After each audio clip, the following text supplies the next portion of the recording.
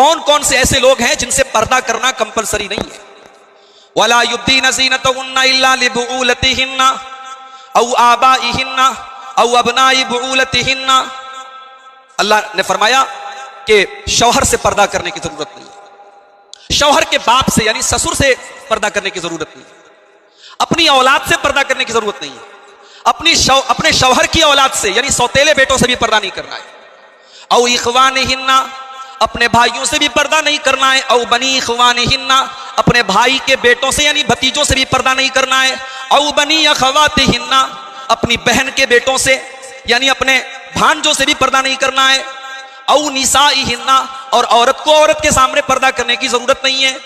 او ما ملکت ایمانہن، جو لونڈیاں اس زمانے میں لونڈیاں چلتی تھی، لونڈیوں سے بھی پردہ نہیں کرنا ہے.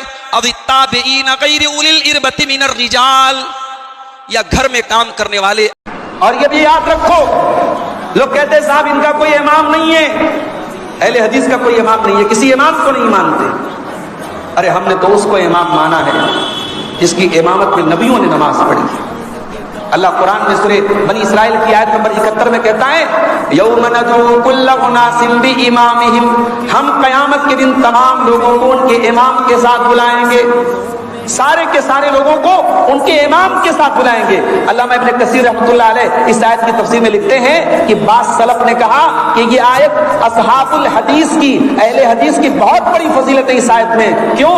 لأن امامہم النبی صلی اللہ علیہ وسلم، اس لیے کہ اصحاب الحدیث کا امام، اہل حدیث کا اگر کوئی امام ہے تو وہ جناب محمد رسول اللہ صلی اللہ علیہ وسلم. آج 10 کے 10 کما رہے ہیں، گھر میں پیسے کی قلت نہیں ہے، لیکن آج گھر میں سکون نہیں ہے، آج گھر میں برکت نہیں ہے. کیوں نہیں ہے میرے بھائی؟ اور جانتے ہو برکت کس چیز کا نام ہے؟ برکت یہ نہیں ہے کہ دسترخوان پہ 10 طریقے کا کھانا ہو. ہم یہ سمجھتے ہیں بھائی دسترخوان میں 10 طریقے کا کھانا ہے، یہ برکت ہے؟ نہیں. برکت یہ ہے کہ دسترخوان پہ 10 طریقے کا کھانا نہ بھی ہو، 2 ہی طرح کا کھانا ہو، لیکن اس سے میرا پیٹ بھر جائے، یہ برکت ہے.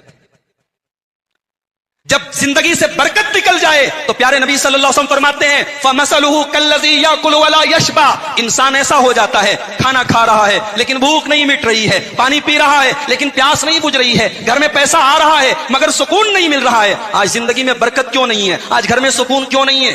شادی کر کے لاکھوں روپے خرچ کر کے ماں بیچاری اپنے بیٹے کے لیے حور جیسی بہو تلاش کرنے کے لیے 100 گھروں کا چکر لگاتی ہے، 100 رشتے ٹھکراتی ہے، تب جا کر کے بڑی مشکل سے بہو لاتی ہے.